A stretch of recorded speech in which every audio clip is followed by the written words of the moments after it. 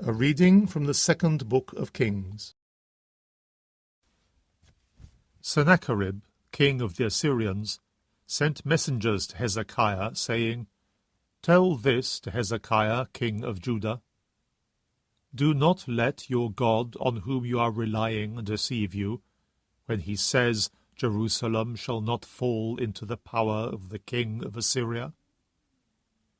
You have learnt by now what the kings of Assyria have done to every country, putting them all under the ban. Are you likely to be spared?" Hezekiah took the letter from the hands of the messenger and read it. He then went up to the temple of the Lord and spread it out before the Lord. Hezekiah said this prayer in the presence of the Lord: "O Lord of hosts, God of Israel, enthroned on the cherubs, you alone are God of all the kingdoms of the earth. You have made heaven and earth. Give ear, Lord, and listen. Open your eyes, Lord, and see. Hear the words of Sennacherib, who has sent to insult the living God. It is true, O Lord, that the kings of Assyria have exterminated all the nations.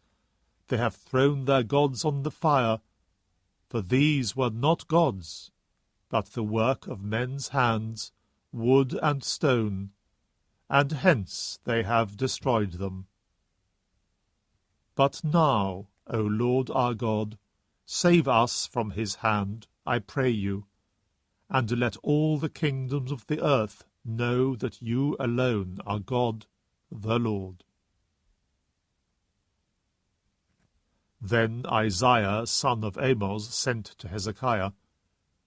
"The Lord, the God of Israel," he says this: "I have heard the prayer you have addressed to me about Sennacherib, king of Assyria. Here is the oracle the Lord has pronounced against him. She despises you, she scorns you, the virgin daughter of Zion. She tosses her head behind you, the daughter of Jerusalem. A remnant shall go out from Jerusalem, and survivors from Mount Zion. The jealous love of the Lord of hosts shall accomplish this."